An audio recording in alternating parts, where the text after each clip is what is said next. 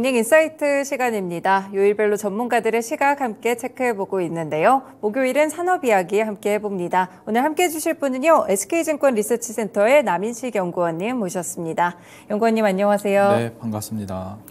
네, 연구원님 이제 변압기 사이클은 여름이다라는 주제로 리포트를 쓰셨던데요. 네. 이 변압기 사이클이 여름이다. 계절에 좀 비유를 해주셨는데 어떤 상황이라고 보면 될까요? 조금 더 배경 설명을 드리면은 네. 제가 그 전까지는 이제 뭐 변압기 좋아요, 업황 돌아왔어요 네. 이렇게 말씀드리는데 커뮤니케이션 할 때 벽이 느껴지더라고요. 왜냐하면 좋은 건 다 안다, 주가 보면 다 알지 않냐, 실적 네. 보면 다 알지 않냐.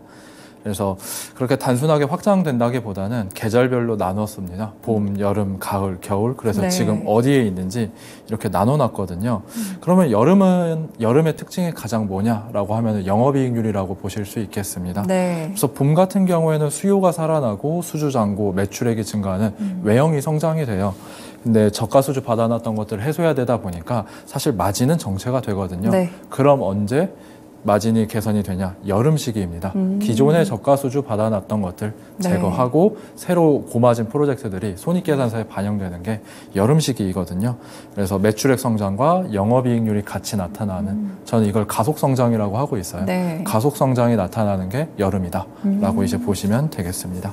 네, 아무래도 이제 그러면 전반적으로 이익도 좋아지고 페달을 밟으면서 실적이 좀 좋아질 것 같다는 생각이 드는데 사실 여름이면은 뭐 가을도 있고 겨울도 남아 있으니까요. 아직까지 좀 완벽한 성수기는 아닐 거다 이런 생각도 들거든요. 그러면 3분기 실적으로도 저희가 좀 같이 확인을 해볼 수 있을까요?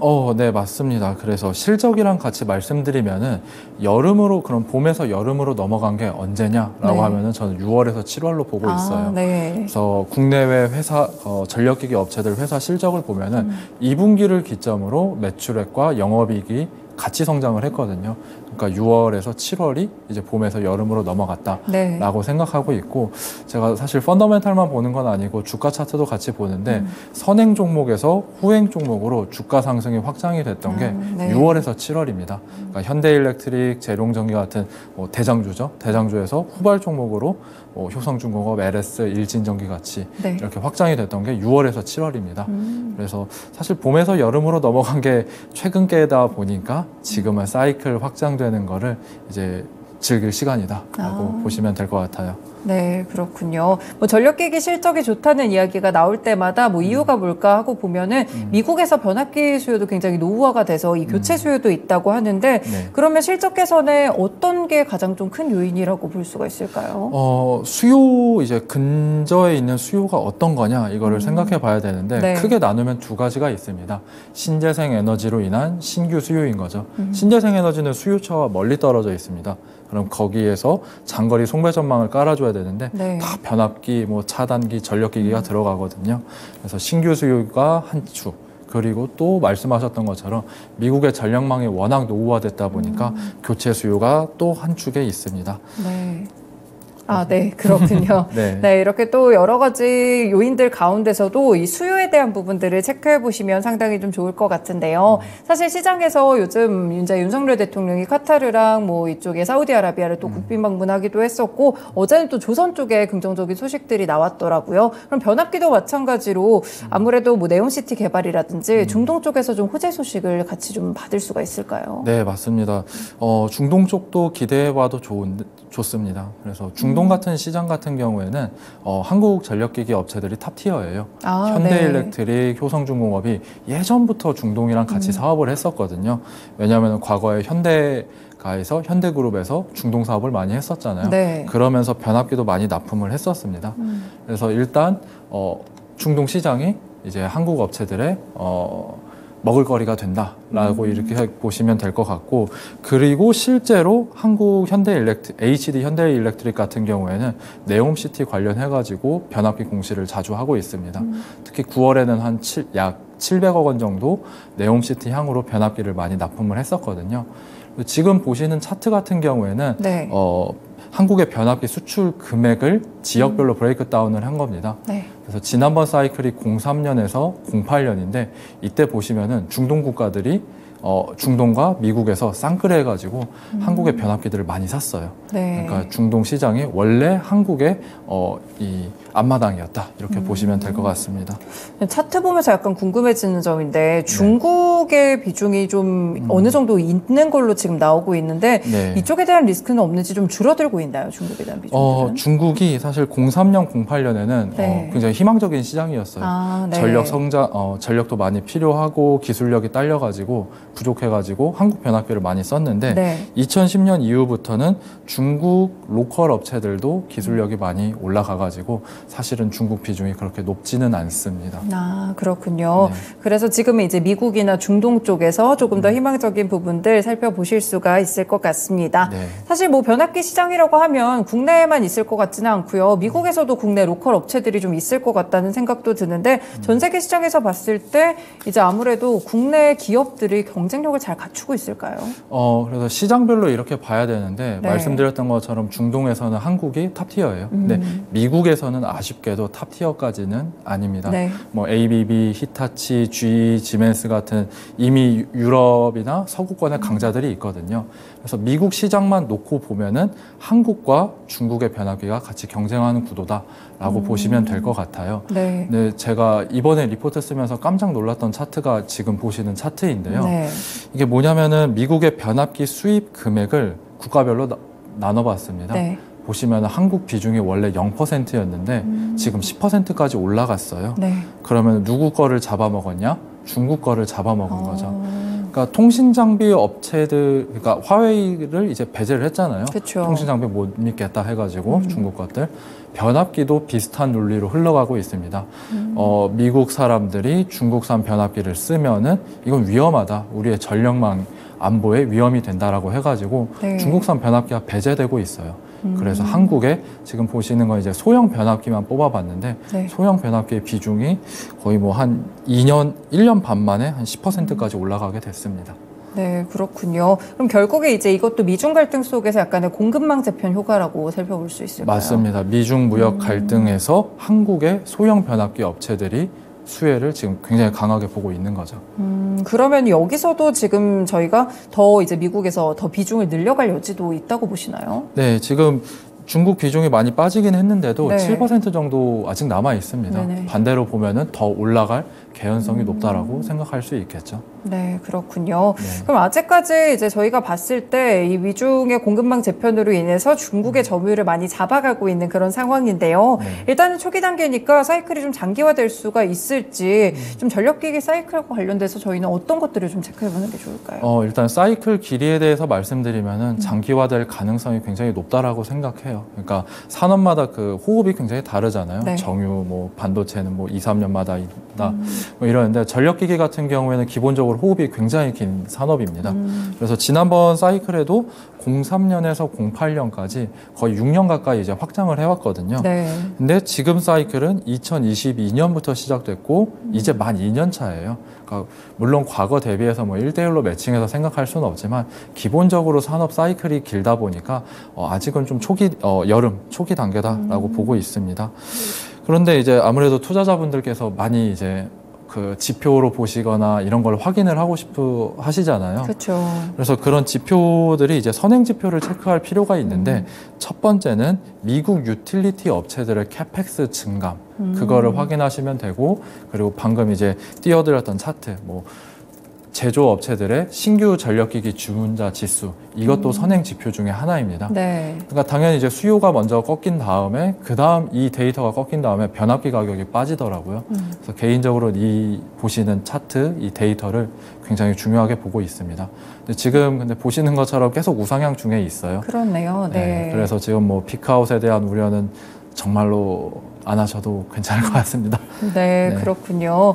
일단 이렇게 좀 이슈들까지 살펴봤을 때 앞으로도 조금 더 수주가 확대될 여지도 있는 것 같고 성장성 여전히 남아있으면서 이제 연구원님 리포트대로 여름 시기에 있는 것 같습니다. 그러면 이제 투자자분들은 아무래도 종목을 또 좋아하시니까요. 전력기기 또 여러 가지가 있는데 어떤 거를 봐야 될지 좀 궁금하실 것 같아요. HD 현대 일렉트릭 지난번에는 꼽아주셨는데 그대로 좀 토픽 보시나요? 저 토픽은 HD 현대 일렉트릭 이제 제시 드리고 있고 제가 그렇게 탑픽을 잘 바꾸지는 않아요. 왜냐하면은 뭐 근거는 딱히 없지만 대장주를 굉장히 선호하거든요. 네. 사이클 기업 끝까지 가면은 저는 대장주가 제일 좋다, 주가 상승률이 좋다라고 생각하고 있습니다. 네. 그래서 어저께 실적 발표를 했는데 정말 그렇더라고요. 놀라운 실적을 발표를 했어요.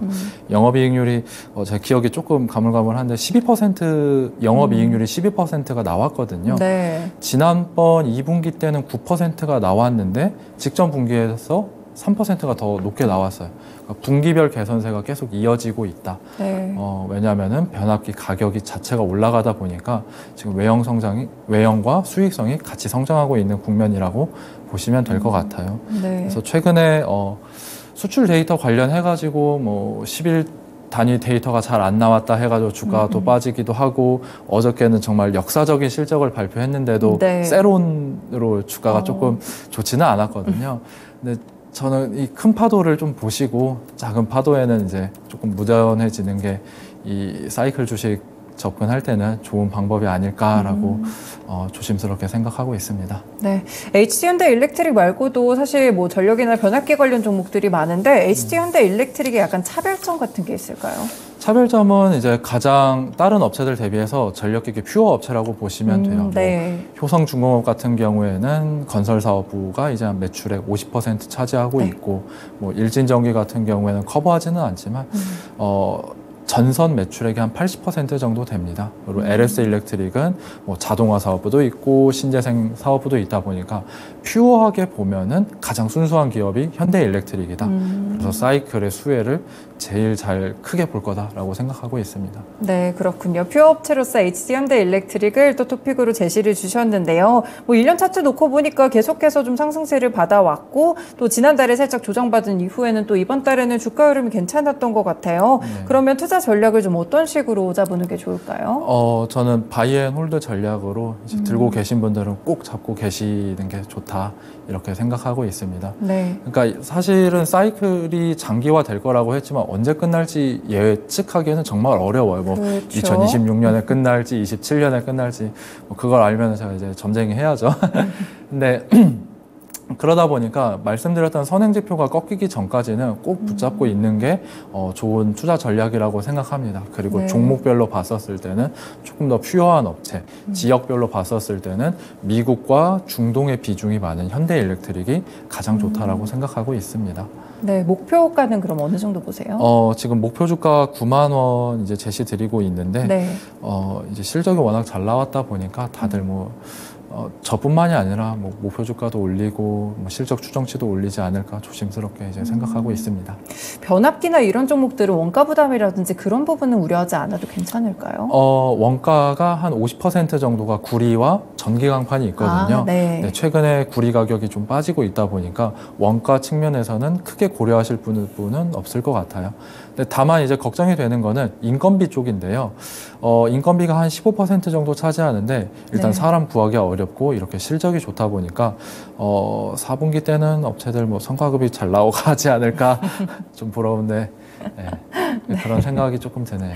네, 여담까지 함께 들어봤습니다. 네. 네, 일단 뭐 HD현대 일렉트릭을 목표가 9만 원으로 토픽으로 제시를 주시긴 했는데 조금 전에 잠깐 언급 주셨던 효성중공업 역시나 좀 눈여겨볼 만한 종목으로 꼽아주셨어요. 네. 어떤 점을 보면 좋을까요? 효성중공업 같은 경우에는 가동률이 지금 100%가 아닙니다. 반대로 말하면은 네. 가동률만 올리면은 더욱더 매출의 그로스가 나올 수 있는 여지가 있는 거죠. 그래서 그런 가동률 상승 측면에서 이제 주목해 주실 필요가 있고 네. 효성중공업이 아직 미국 공장이 그러니까 상반기 기준으로는 적자예요. 근데 가동률이 올라오게 되면 하반기 때는 흑자 전환될 가능성이 상당히 높다라고 보고 있습니다. 그래서 가동률이 상승하는 측면 하나, 그리고 또 하나는 네. 물론 건설사업부가 껴있긴 하지만 PBR 밸류에이션으로 봤었을 때 주가가 현대일렉트릭보다는 굉장히 저렴한 편입니다. 네. 그래서 만약에 조금 밸류에이션이나 가치 쪽을 중요하게 생각한다고 하면은 효성중공업도 좋은 선택지 중에 하나다 이렇게 보실 수 있을 것 같아요.